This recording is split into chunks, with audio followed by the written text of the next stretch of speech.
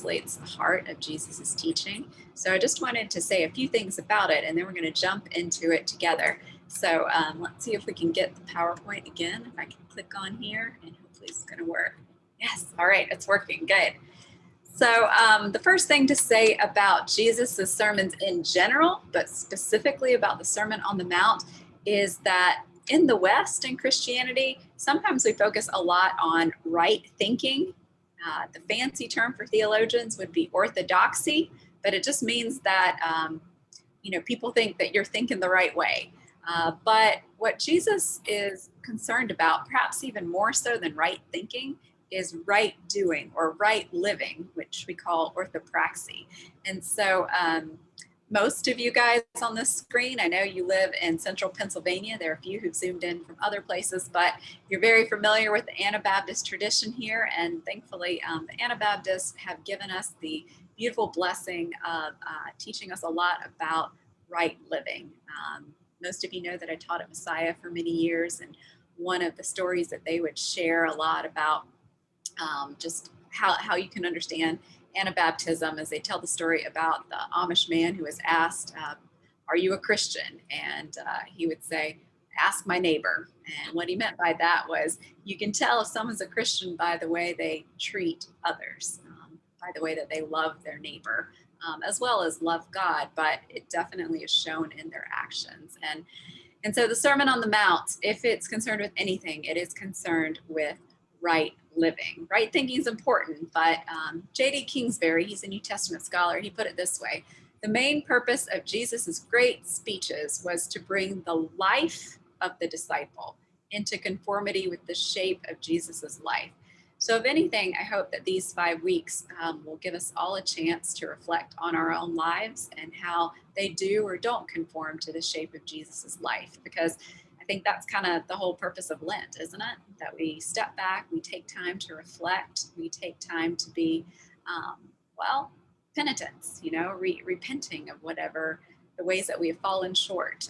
We say in the liturgy every week, the things that we've done and the things that we have left undone. So hopefully just in rereading and meditating on Jesus's words, it will help us think about that in our own lives. So I think that's important. And so therefore, I said you're guinea pigs. And so we're going to try something that I am calling an alternative Lectio Divina. So if you've ever heard of Lectio Divina, it's a very ancient tradition in the church. Basically, it was reading the scripture, but you would read it slowly, you would read it prayerfully, you would read it repetitively many times, but you did it with a heart to meditate on it, to pray. I mean, somebody else who's a spiritual director could explain it way better than me, but usually it's a very slow reading, a thoughtful, a prayerful, a meditative type of reading. And so we're going to do that, but I'm calling it an alternative because this is where you're the guinea pigs. This is why I like to say it's an alternative Lectio Divina. Yes, we're going to retain that idea of the repetition. So we're going to center in on one part of the Sermon on the Mount each week, and we're going to read it again and again. And we're going to read it through a variety of different translations, sometimes even different mediums we'll use. You'll see what I mean later on. But instead of just the typical kind of 4 ways that Lectio Divina, the stops along the way when you're reading the scripture and praying about it and meditating about it, we're going to use some kind of alternative stops. So sometimes I call it more of an academic Lectio Divina, but probably some academics would throw me out of the academy because they'll say, oh, that's not the way you're supposed to be studying it, but whatever.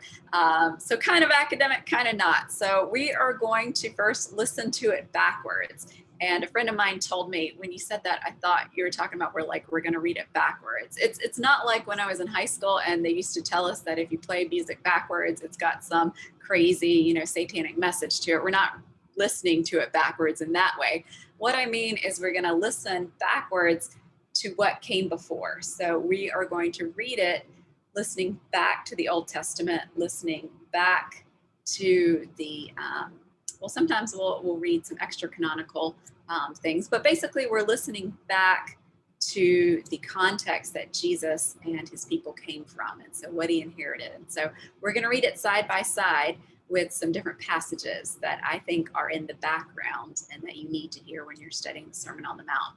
And then we're going to listen forwards. And what I mean by that is we're going to listen forwards in the canon. So I've chosen some passages to pair some of these readings from the Sermon on the Mount with things that come later, either in Matthew's own story, because the way that Matthew wrote, well, he wrote for good listeners. So he expected that disciples would want to listen to Jesus' story again and again and again. And when you do that again and again and again, you hear different themes and connections, and you start to see that Jesus, like any good teacher, was repetitive. You know, there were certain things that were really important to him that he says again and again. And so Matthew tries to connect those dots throughout the gospel. So we're going to listen forward throughout the rest of the gospel and connect some passages together, but also forward in the canon. So sometimes, and this is where other academics might be like, no, you just got to stick to Matthew.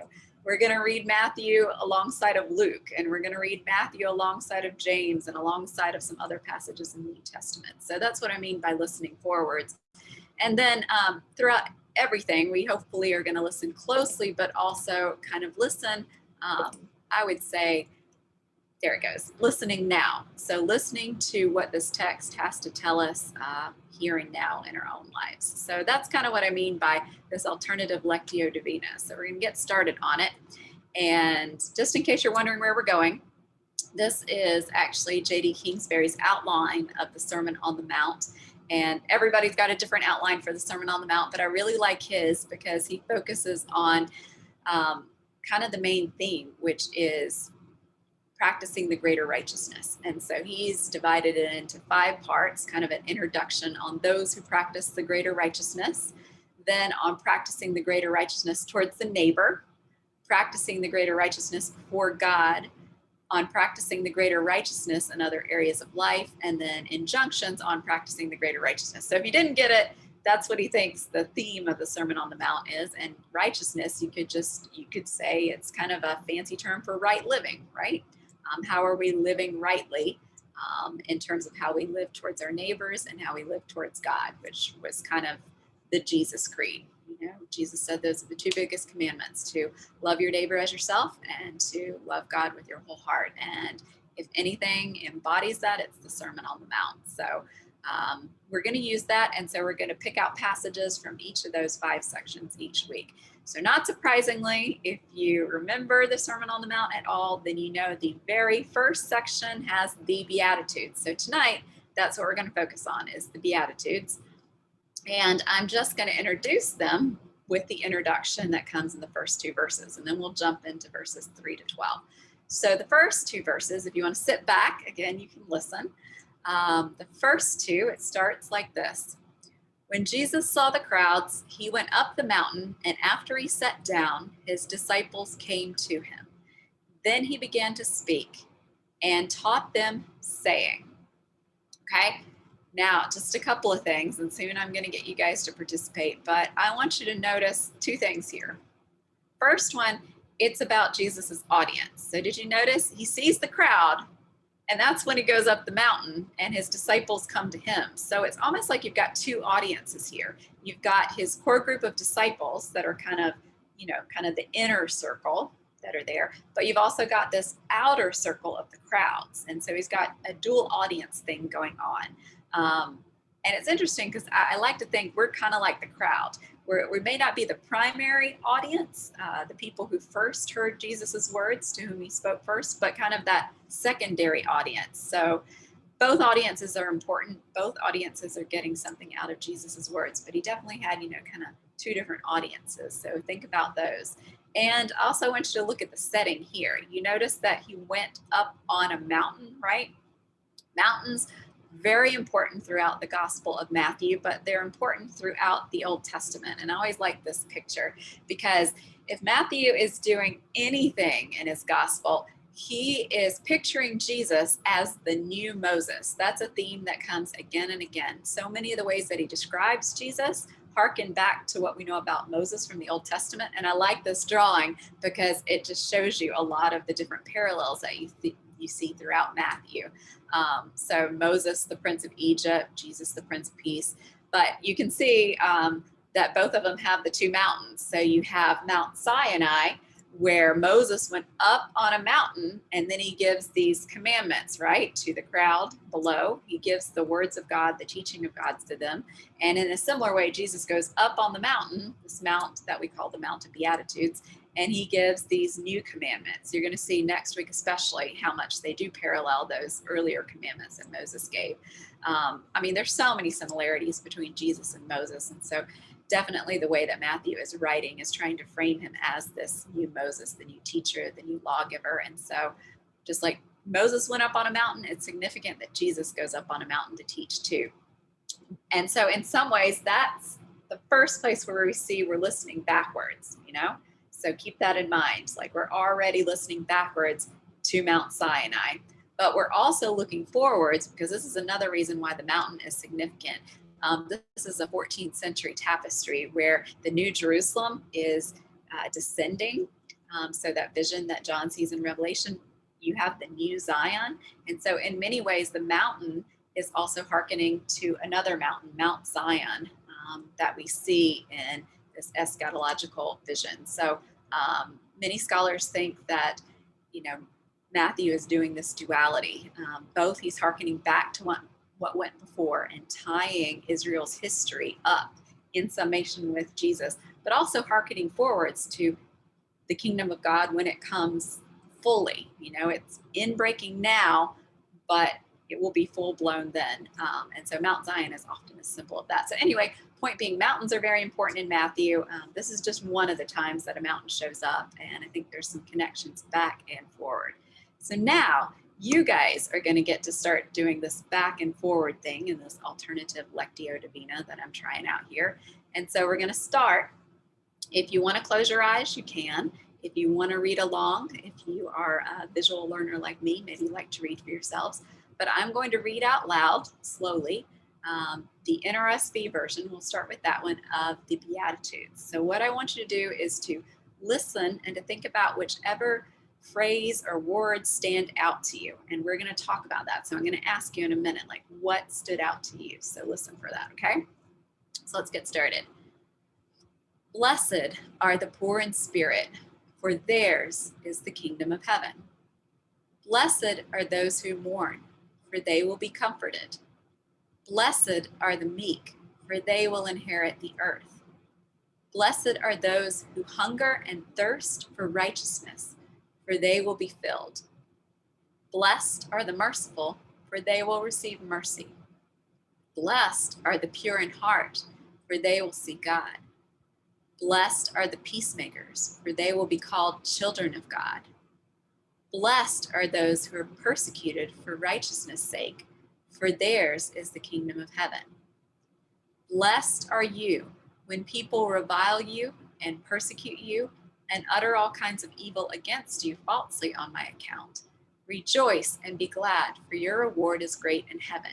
For in the same way they persecuted the prophets who were before you. Okay, friends. Now, you can open your eyes again, and I want you to either unmute yourself, or if you don't like to participate that way, that's fine. We got a chat box, so you can always click on the chat box. And so either you can tell us out loud or you can write it in the chat, but what word or phrase stood out to you the most? Because I want you to share it with us, but I also want you to sit with that phrase, and you're going to see how it develops as we go throughout tonight. So tell me, what did you notice? What did you see? Again, you can tap that space bar to unmute yourself, or you can click in the chat if you don't want to. Yeah. Blessed. Blessed? Okay, great. I'm going to open the chat so I can see it. Ah, peacemakers. Blessed. Someone else says blessed. Blessed are those who mourn. Great. What else? Poor in spirit. Okay.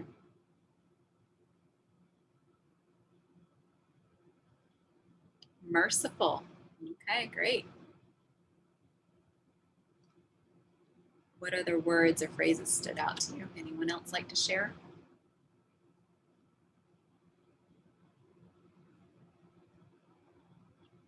Okay. All right, whatever that phrase was, I want you to keep looking at it. Meek, okay, someone else said meek. Keep watching it as we go throughout this entire evening. Maybe you're going to want to remember which number, which verse it came in, so you can keep looking for it and see how it transforms, or how your understanding of that word transforms, especially as we start to read some of the other passages. And sit with this word for the rest of the week. Take it with you throughout the week. Someone else says, if we can have more than one revile you. All right, interesting. That's an interesting one. Okay, great. All right. So I want you guys to sit with that. That's good. Okay, now, my friends, we are going to start with, there we go, listening backwards. Okay.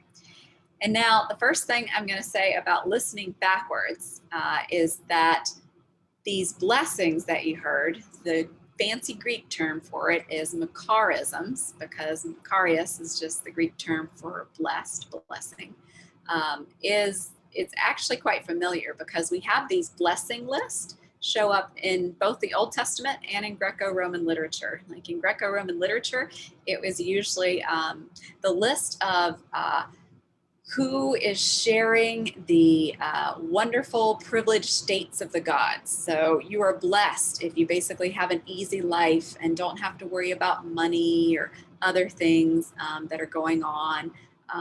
In the Old Testament, well, you're going to see some of those in a minute. You're blessed if you basically have health and wealth, and you can imagine, like, basically they're the things that we think about today even. And I put this up here today because in late modernity, we've had a lot of focus on happiness. There are lots of books written about happiness, and there's even the World Happiness Report that comes out that the UN publishes every year.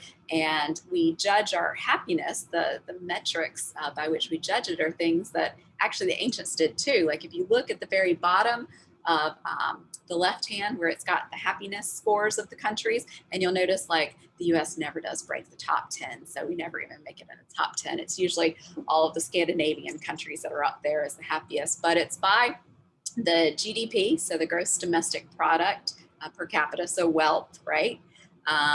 It's by life expectancy, so have a long life. That's something they talk about in antiquity a lot. Healthy long life, healthy life expectancy.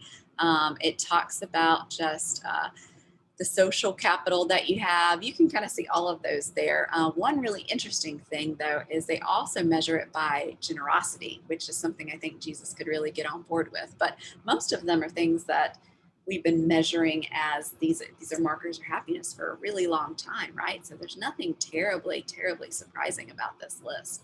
But it's basically the ancient discussion of what constitutes the good life. Philosophers would talk about that all the time.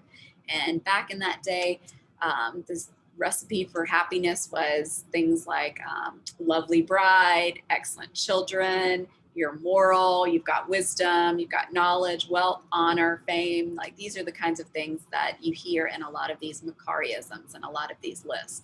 But I'm going to show you, okay? So we are going to actually read some of these together. So you're going to listen backwards. And first, I actually pulled one out of the Old Testament Apocrypha. So this is in Sirach. And so this is a great example of one of those lists of who is blessed, who is favored, who is happy. And so it's called the Hymn of the Noble Ancestors. So these are who they think are noble or proud. So here we go.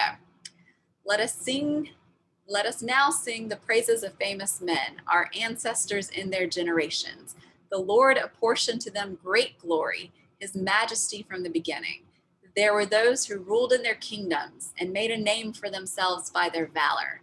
Those who gave counsel because they were intelligent. Those who spoke in prophetic oracles.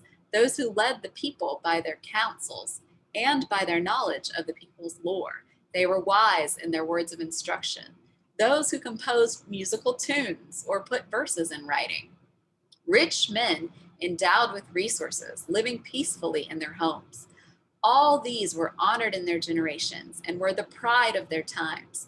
Some of them have left behind a name so that others declare their praise. But of others there is no memory.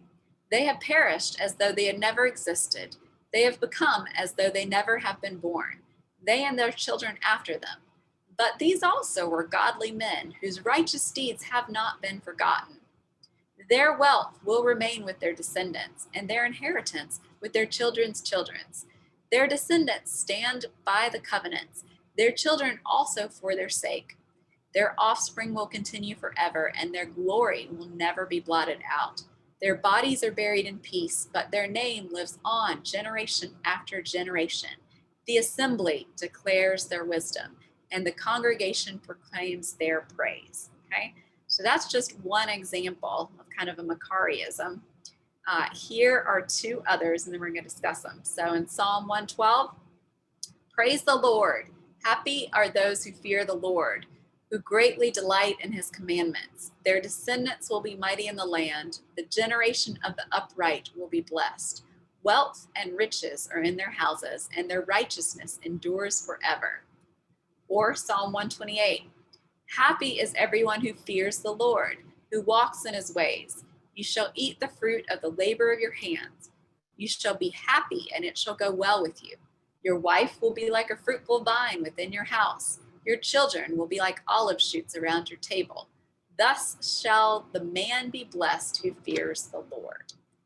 Okay, now friends, I'm going to reread the Beatitudes, and I want you to, with all of that I just read, listen backwards and re-listen to them, and then you're going to tell me what you notice, okay? I'm going to read the Common English Bible version this time. Happy are people who are hopeless, because the kingdom of heaven is theirs. Happy are people who grieve, because they will be made glad. Happy are people who are humble, because they will inherit the earth. Happy are people who are hungry and thirsty for righteousness, because they will be fed until they are full. Happy are people who show mercy, because they will receive mercy. Happy are people who have pure hearts, because they will see God. Happy are people who make peace, because they will be called God's children. Happy are people whose lives are harassed because they are righteous, because the kingdom of heaven is theirs. Happy are you when people insult you and harass you and speak all kinds of bad and false things about you, all because of me. Be full of joy and be glad, because you have a great reward in heaven. In the same way, people harass the prophets who came before you.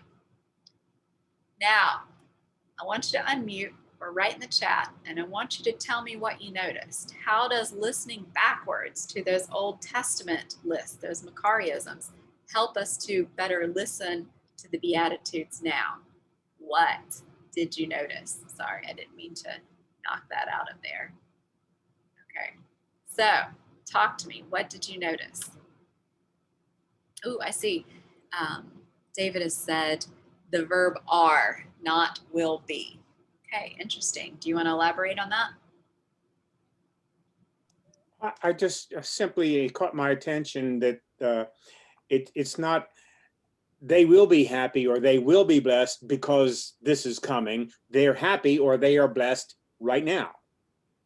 Yeah, it's a mixture. Yeah, if we go back, hold on, let me back here. Sorry. Yeah, I'll pull it back up. So yeah, happy are the people who are hopeless, because the kingdom of heaven is theirs. The first one, and I think it's the 8th one, happy are people whose lives are harassed because they are righteous, because the kingdom of heaven is theirs. Those two are definitely present. It's always talking about what's happening to them now in the first part. The rest of the second parts, though, are future, because they will be made glad or because they will inherit the earth. But the first and that 8th one, it's all present. So that is really interesting. Yeah. But all of the first parts of all the Beatitudes is present. It's talking about what's happening. They are, they are, they are. What else do you guys notice? Oh, someone said, Julian said, happy and blessed have very different connotations. Okay, let's talk about that. Why do you think that? Or do the rest of you think that? Do you think happy and blessed have very different connotations? I agree. I don't think happy and blessed are the same at all. Okay. Why? Let's dig into that. Why? Blessings are something external given by God, and happiness is something internally that is a reaction to things. It's not the same thing. I think when I wrote that, is that happy sometimes is an ephemeral, quickly passing sort of thing. And I think of blessing as kind of ongoing. And I don't know how else to say it, but a blessing is like a canopy almost, if I can put it that way. And happy kind of comes and goes with the wind. Kathy wrote, "You can be blessed and not happy," is her response to that. I wonder if some of the struggle, I mean, I noticed too the difference between happy and blessed, but I wonder how much of that is modern or cultural because we do tend to, I think about blessings as good, like that, as you mentioned earlier, Meg, about the whole Greco-Roman, it's people who have an easy life. And the gospel of prosperity. And there is much in evangelical Christianity that focuses on blessings as being things you can take to the bank almost. And that's not the same as happy. I also think that sometimes we get caught in a binary that you are either happy or sad, or what I've learned from my own grief process is that you can be mourning and be joyful at the same time, and one does not necessarily exclude the other. So perhaps my noticing the difference between blessed and happiness is also about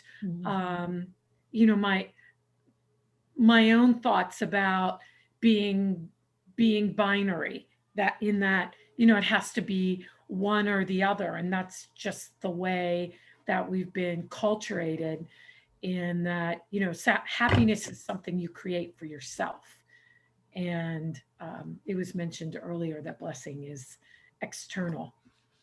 And someone else mentioned in the comments, happiness can be a choice.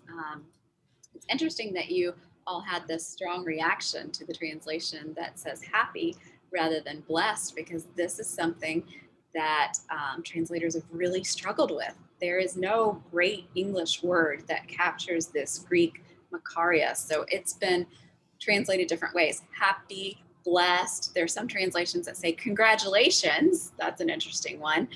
Some say favored. I kind of like that one because it captures that ancient notion of favored by the gods, or the fortune favors someone, and there are all these inscriptions that talk about they'll pray to the goddess Tyche, good luck, luck be yours, so favor be yours, and it's something kind of like given to you by the gods, like the gods control this, and it's almost a gift being given to you.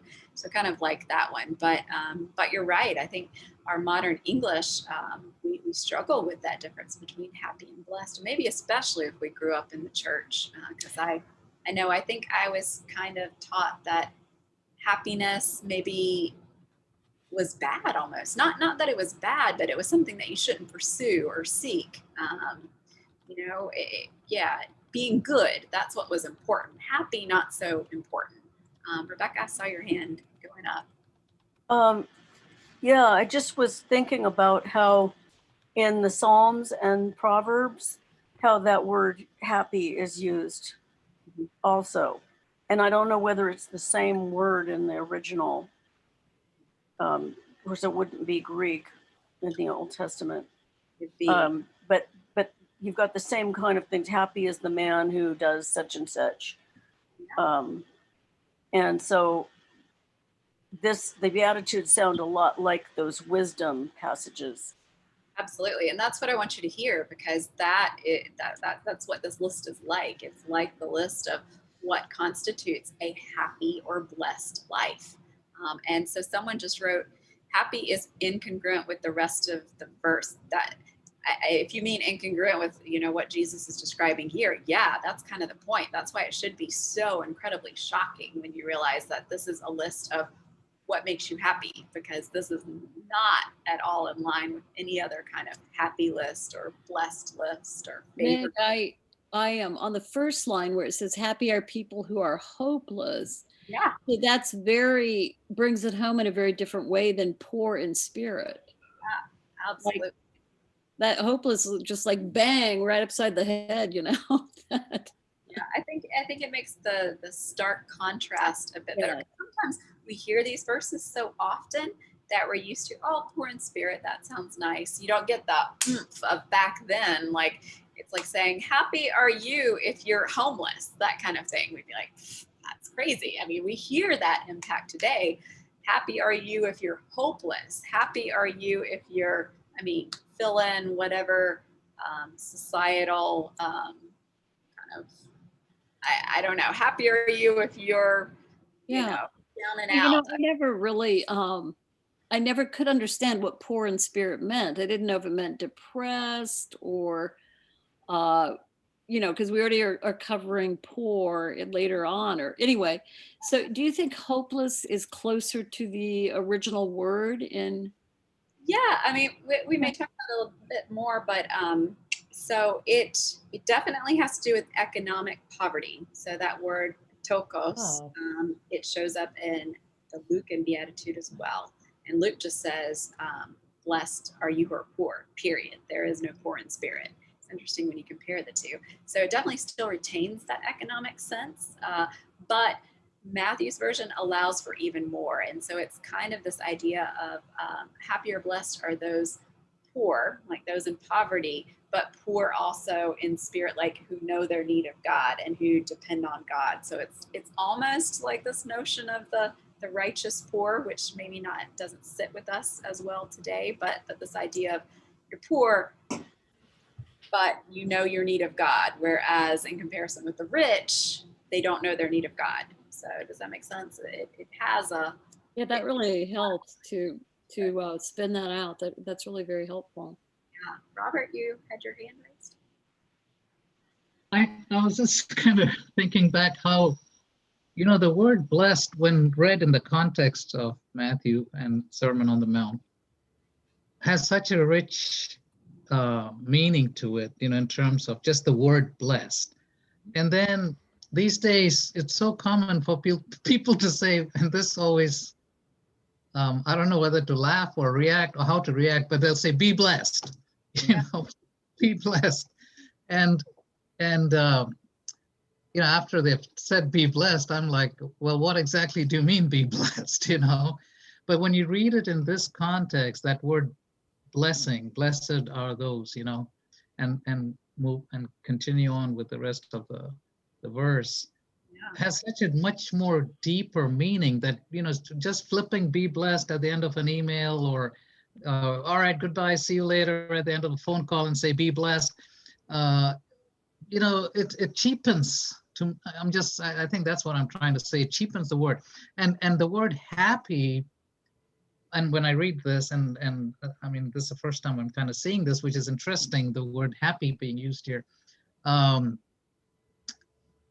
Honestly, I think some of the most happiest people I've seen are some poor people. You have been to India, I'm from India. And to see some of those who are in poverty, you look at their faces, you know what I'm saying? There's some kind of inner joy that comes out. Whereas, I think we are, somebody used the word cultured, or to think, that happiness is the end goal of existence, and I begin to question that. And that's why I'm saying, when I hear folks say be blessed, and things like that, it doesn't register with me, because I just feel like you're cheapening that word, it's so much more deeper. And I'm kind of, even as I'm listening in and listening to everyone's contributions here, I'm gravitating back to that word, be, blessed are they, and that it's so much more deeper than a happy face, or, just even the word happy, I'm happy when I'm excited about something, or I feel a joy inside, my face smiles, I smile, there's a happiness, and next thing I could open my email and there could be a horrible email there, and then I become sad, but that doesn't mean I've stopped being blessed, you see? Yeah. A deeper meaning of blessing. Anyway, that's just what I wanted to say. Well, I'll tell you what, we'll go on to the next one and see what you guys think. And while I am clicking there, I'll read it in a second. I will read Pam's comment. She says, thank you for sharing the earlier scripture from Sirach. The first line, let us now praise famous men, is also the title of a book by James Agee written during the Depression about the lives and struggles of tenant farmers. It's very interesting to think about that book in light of our discussion here. Absolutely. Okay. So now I want to read you another passage. So we're going to listen backwards to that. It's from Isaiah 61. And so hopefully you'll notice some parallels. We'll talk about it. They shall build up the ancient ruins. They shall raise up, sorry, I think it went too far. Let me click. There we go. The Spirit of the Lord is upon me because the Lord has anointed me.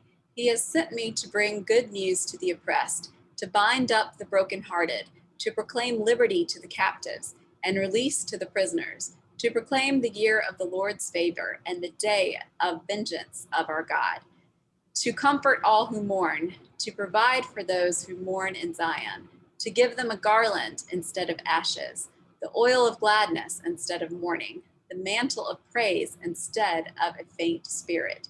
They will be called oaks of righteousness, the planting of the Lord to display his glory.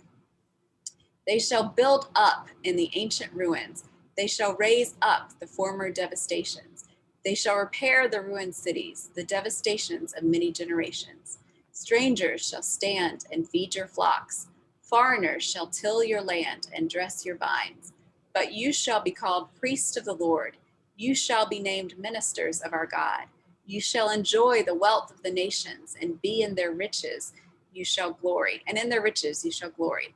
Because their shame was double and dishonor was proclaimed as their lot. Therefore, they shall possess a double portion. Everlasting joy shall be theirs. For I, the Lord, love justice. I hate robbery and wrongdoing. I will faithfully give them their recompense, and I will make an everlasting covenant with them. Their descendants shall be known among the nations, and their offspring among the peoples. All who see them shall acknowledge that they are a people whom the Lord has blessed. I will greatly rejoice in the Lord. My whole being shall exult in my God, for he has clothed me with the garments of salvation. He has covered me with the robe of righteousness. As a bridegroom decks himself with a garland, and as a bride adorns herself with her jewels. For as the earth brings forth its shoots, and as a garden causes what is sown in it to spring up, so the Lord God will cause righteousness and praise to spring up before all the nations. Okay, that's Isaiah 61. So now I want you to listen to the Beatitudes again. This translation is the New Testament for everyone. N.T. Wright, Tom Wright, it's his translation. So listen to it again with Isaiah 61 in the background. Blessings on the poor in spirit. The kingdom of heaven is yours. Blessings on the mourners. You're going to be comforted. Blessings on the meek. You're going to inherit the earth. Blessings on people who hunger and thirst for God's justice. You're going to be satisfied. Blessings on the merciful. You'll receive mercy yourselves. Blessings on the pure in heart. You will see God. Blessings on the peacemakers. You'll be called God's children. Blessings on people who are persecuted because of God's way. The kingdom of heaven belongs to you. Blessings on you when people slander you and persecute you and say all kinds of wicked things about you falsely because of me. Celebrate and rejoice. There's a great reward for you in heaven. That's how they persecuted the prophets who went before you. Now, how does listening backwards to Isaiah help us to listen better to the Beatitudes? What did you notice?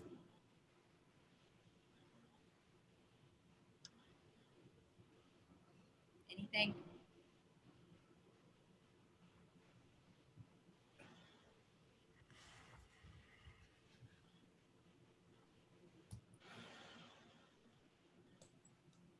can you go back to the previous slide so we can remember? Yes. Here, tell me which one you want to see. Oh, the rewritten Beatitudes. All right. There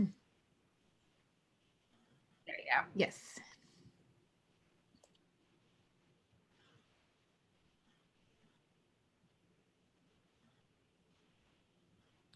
Meg, this isn't relating to Isaiah, but in this translation, the blessings does, of course, make it different. And then how you discussed earlier, how the second part is in the future. Somehow this translation makes it seem like it's further in the future. I can't put my hand on it, but you're going to be comforted seems like that could be a long ways off. So I'm not sure why it's hitting me that way. But, and then the first one, blessings on the poor in spirit, the kingdom of heaven is yours. Like you pointed out in a prior slide that the first, that verse is happening now. But then I thought you said either 8 or 9 was happening now in that prior translation. Yeah, so I think it's 10. 10? Verse 10. So that's probably the confusion there. So there are 9 Beatitudes there. The 8th, okay. Verse 10, that's also in the present tense. And it's both the ones that are the kingdom of heaven. Oh, okay, good. Okay, well, that makes sense.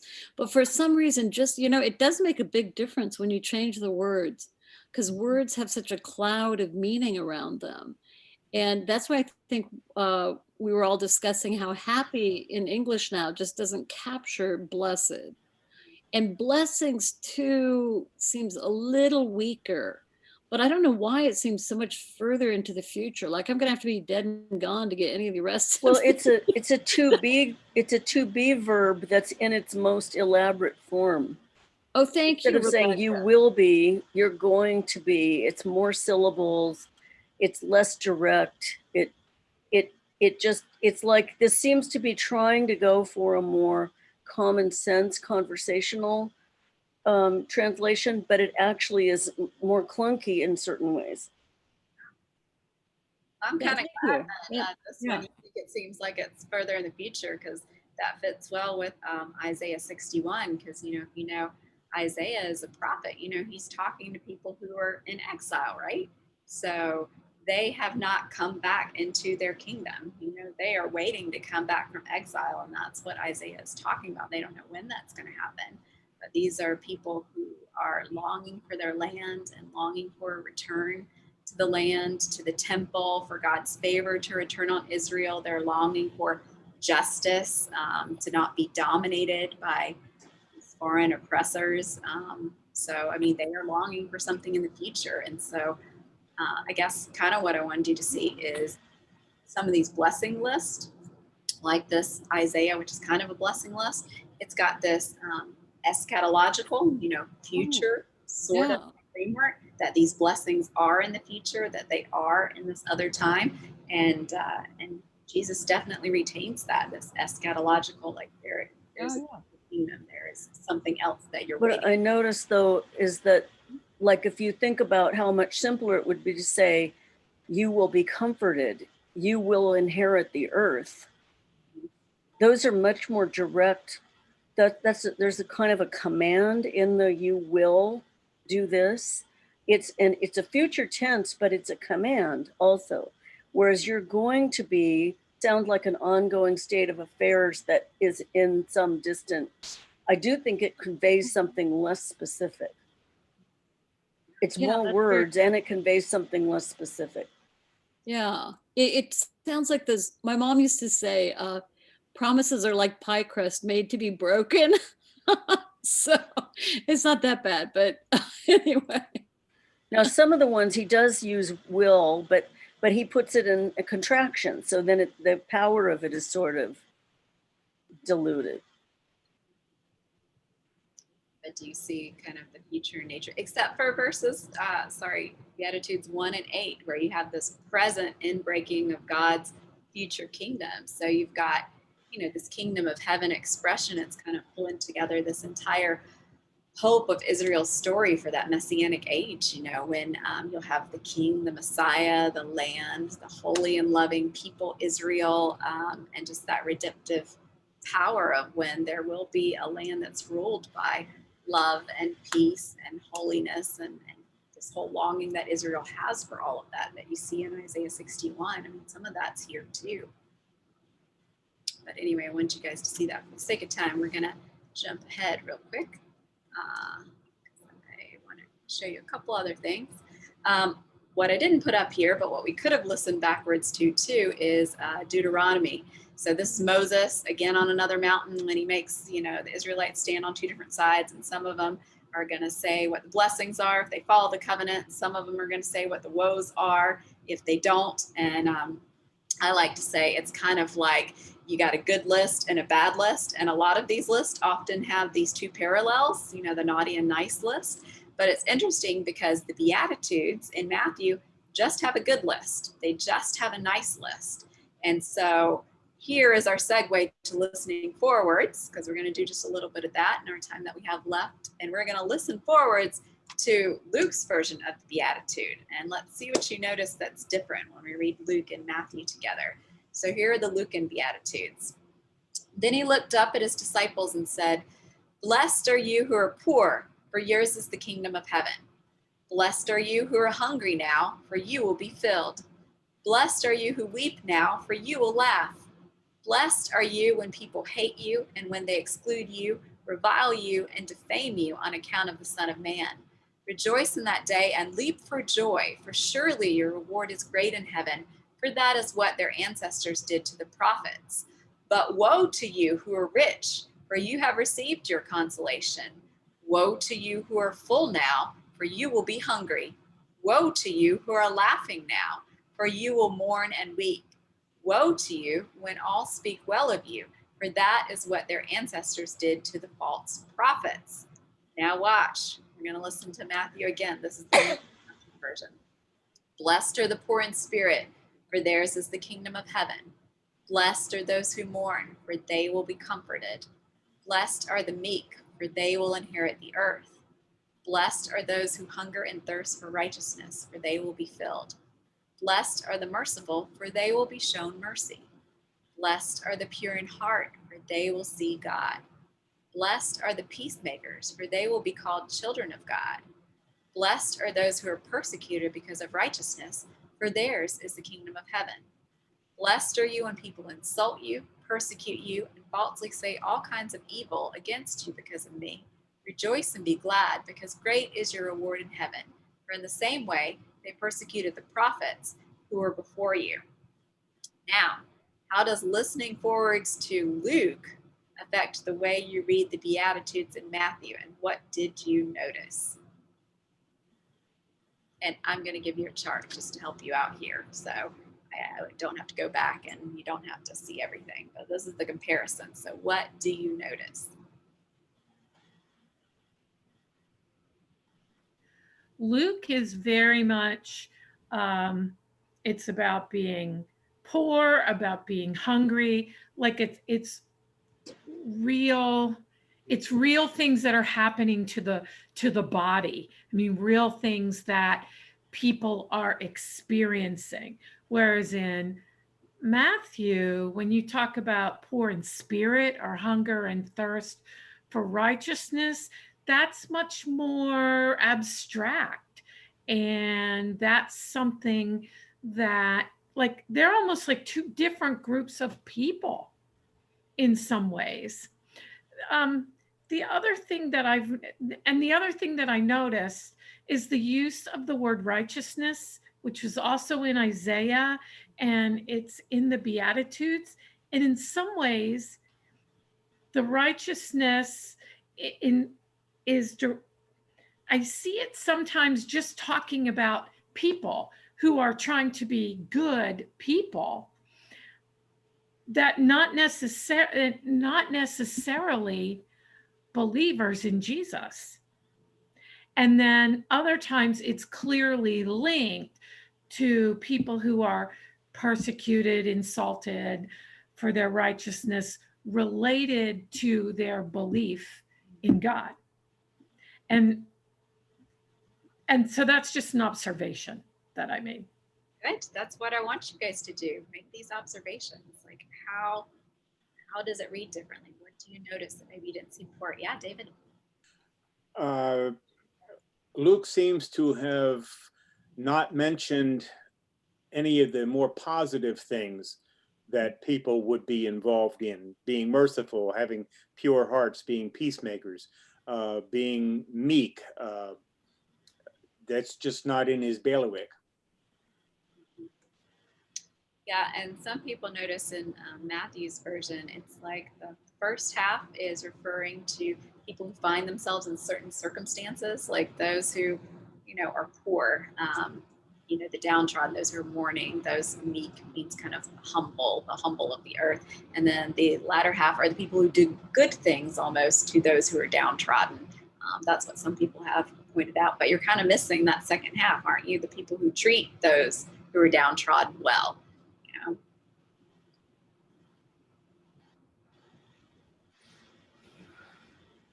Anything else you noticed? I kind of thought that the Luke ones, although I thought there were more than 3, but some of these seem like the first half is in the present and the second half of the verse is future. And I saw Luke saying, this is the here and now, and this is the here and now. So blessed are the, and, well, I don't know how else to express it. I'm sorry. I just think it's both halves of the verses are more in the present than looking to the future. And Pam just commented, my husband who's listening said, Luke appears to be more justice-based. Well, Luke is kind of known for that. He definitely, as liberation theologians would say, expresses a preferential option for the poor. This is the gospel that focuses a lot more on poor, the social outcast, women, marginalized. All of these characters have much more prominent roles. The parables talk about them more. Definitely, Jesus is very concerned with the poor and the marginalized and justice. Yeah, but Matthew does too. It's just much more stark in Luke when you read these Beatitudes, isn't it? Okay. All right. You guys ready for another one? Oh, go ahead, Rebecca. Yeah. Well, this isn't exactly tied to anything we're talking about. It's just something I noticed in one of the contemporary translations. The last Beatitude said, they harassed the prophets. And that doesn't seem like a strong enough verb compared to persecute, because persecute actually includes killing prophets, whereas to harass does not convey that. Yeah. So that was just something I noticed. Yeah, sometimes so. Why a translator would choose that.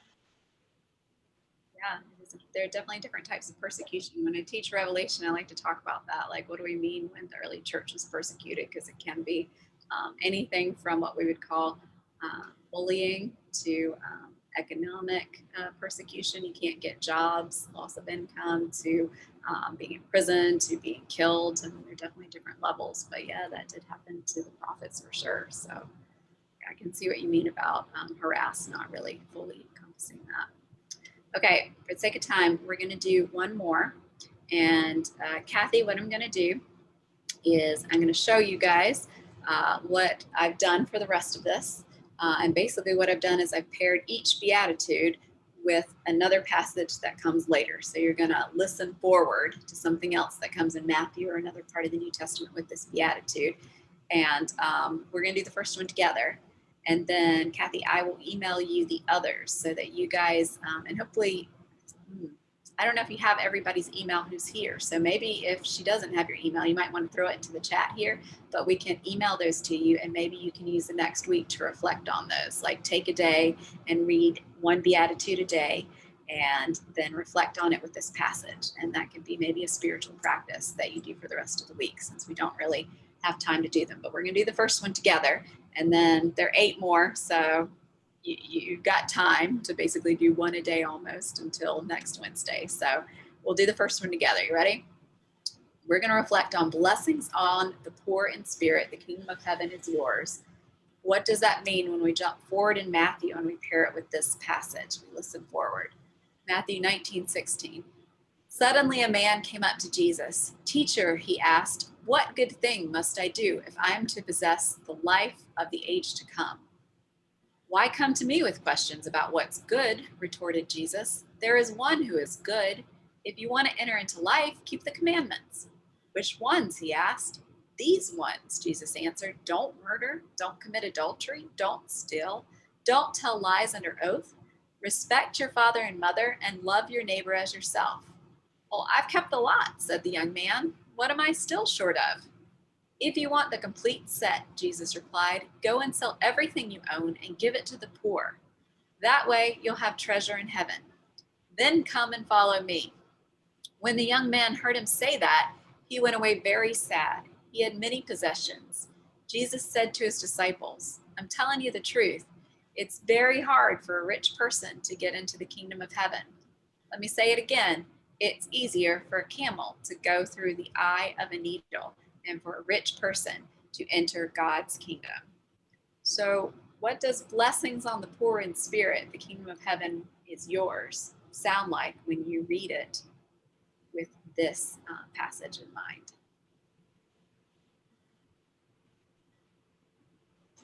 Quick last thoughts.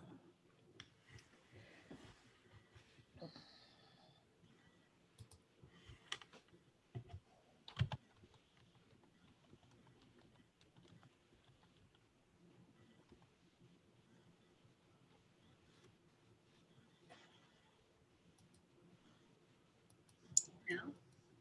I have to take off. So I'll see you next week. Okay, sounds good. Well, I'll say a couple then since everybody. I would just, and I don't know how true this is, but I've always looked at that proverb or that discussion with Jesus. Someone told me a long time ago that the eye of a needle was actually a gate going into Jerusalem, and very narrow and low gate. And for a camel to get through the eye of a needle, you had to get the camel down on its knees, and you had to get it to crawl through the gate. It wasn't something they could do standing. And they said, if you ever know the nature of a camel, you could never get a camel to go through the eye of a needle because they won't get down and lower themselves, So, and I don't know if that is true that was actually a gate, but that's what I was taught. And that kind of talks about the humility that is part of it. Isn't just enough to do the things that the commandments tell you, but it requires a level of humility. Yeah, whether or not that was a literal place, like this proverb is a great one because it gives you such a visual idea of this big, huge animal trying to fit through this teeny tiny thing and the difficulty of that, right? And he has to get down on his knees. You have to get a camel to get down on its knees, lower its head to crawl through and it was a gate going into Jerusalem called the Eye of the Camel. Eye of the Needle. It's interesting. I think a lot of times, whether or not that's true, I would have to look it up. I've heard it myself before, but I think lots of times, especially Americans, we love to tell that story because that at least makes it possible that the camel can get through the eye of the needle, right? Because we don't like to think, us who are very wealthy. I mean, we live in one of the wealthiest periods of the world. We live in one of the wealthiest countries of the world. We don't want to think that wealth is a bad thing. And yet all throughout this gospel and definitely through Luke's, it certainly doesn't come across as a good thing when you get statements like, you cannot serve two masters. You cannot love God and mammon. And I wrote a whole article about Jesus and wealth ethics in Matthew's gospel, and it is pretty shocking, some of the things that he says about wealth. But if you think back about how they conceived of wealth back then, they thought of money, and a lot of other things is like one pie, and you can't make that pie any bigger. So if you take a bigger piece of the pie, that means somebody else is getting a smaller one. So to say someone is rich is kind of derogatory, because that implies that that person is a thief. They have stolen what would rightly belong to other people, you know. And in modernity, we always think that wealth is something we can create more of. Whether or not that's entirely 100% true is a whole other discussion. But back then, they didn't think of it. Like, there's only so much wealth to go around. There's only so much prestige, honor to go around. And so if you've taken a bigger portion, somebody else has a smaller one. And so that's why the rich are often seen as very negative people, because they must have gotten their wealth through unjust means, by exploiting somebody else, by exploiting somebody's labor. Even if you inherited the wealth, you inherited it from someone who was a bad person. So the wealthy don't come across as great people. Does that make sense? Does that kind of give a background to some of this and why you would say such harsh things? But when you read these things together, Matthew's Beatitudes, right? It's all the good list. That doesn't mean that Jesus didn't have a quote naughty list. It's just scattered throughout the rest of Matthew. Like, you've got these pairings, you've just got to look for them. Luke had them right up front together, right? He tells you, you know, here's the kind of bad list compared to the good list, but it's there. It's in Matthew when he put them together. So some of those are there, but some of them that you're going to read are more, well, it's further explanation on what Jesus means. Like, especially some of the other parts of the Sermon on the Mount, they're going to take this little beatitude and they're going to explain it even more and blow it up. So I'll send you that list. And if you like to, you can read for the rest of the week the Beatitudes, read it forward. Does that make sense? Yeah. Now I have 3 people added their email. I'm going to add you to my email list and I will send that out. But I see Pam has her hand up. So I think Pam has a question. And if anybody needs to go, you can jump off for sure, because I know we've run over the time, so you will not offend me. But yeah, I'm happy to answer questions. I just, to me, verse 3 here and this Matthew passage really do clearly illustrate a preferential treatment for the poor. I mean, it's kind of hard to look at it differently when you put those together. And I'm not so terribly certain that the way wealth was looked at then is really how people got wealth. In my opinion, isn't all that different in this time, in the way that many of the structures are set up. Yeah, I mean, that just may be my, that just might be my political leanings. I'll own that. But yeah, I think that there really is, much of it is taking a larger piece of the pie. Yeah, I'm doing this study with Pine Street as well, Pine Street Presbyterian on Sunday mornings. Well, what came up then, we were talking about some of America's billionaires and what's happened during COVID. And you probably all read the articles about how much wealth they've gained in the last year. And my husband was reading one. You can Google it and find it. But how Jeff Bezos even, what is it? I forget. It's billions. He's earned billions more just during the last year. And if you were to take that and divide it out among all his employees, like, they'd all have over $100,000 bonus if you were to divide that among them. And then you'll see other articles, again, just Google them, of like, if you put the top 6 wealthiest billionaires in America together, they could pay for all the COVID vaccines for everyone, So yeah, it is interesting. There's definitely something about that. And I was at a prison board meeting today, Dauphin County Prison Board, and this is so interesting in light of the discussion there about, prisoners are just charged for everything. I mean, they don't even get an email that's free without paying for it. And I just stepped back after the meeting and somebody said, well, what do you think? And I said, I think there's a lot of people who get rich off of people, very poor people who sit in county jails. Yeah. Certainly once they privatized it, it did become a lot about how are we going to make this profitable. Yeah. Kathy, you want to say something? I was just going to say, thanks, Meg, and everybody, and please come back again next week. And I will send that email out. Those of you who added it in the chat, I've got that. And Meg will get me the handout and I'll get it to y'all.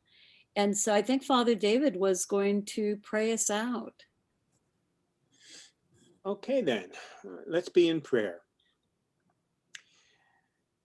Gracious God, in the folly of the cross, you're breaking open for us the reality of life with Christ. We thank you for Dr. Meg's sharing of Jesus' words from the Mount.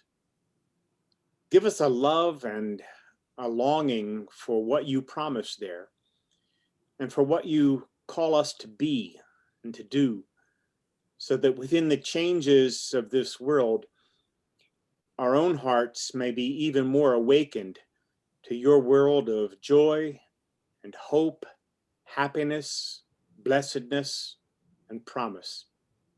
Guide and direct and bless us till we meet again next week. In the name of the Father, and the Son, and the Holy Spirit. Amen. Amen. Thank you. Thank you all for coming. Thank you, Meg. See you next week. We're still having Sunday with Dr. Kate Harrigan. So if you want to come to that, that'd be great too. Bye-bye. Bye.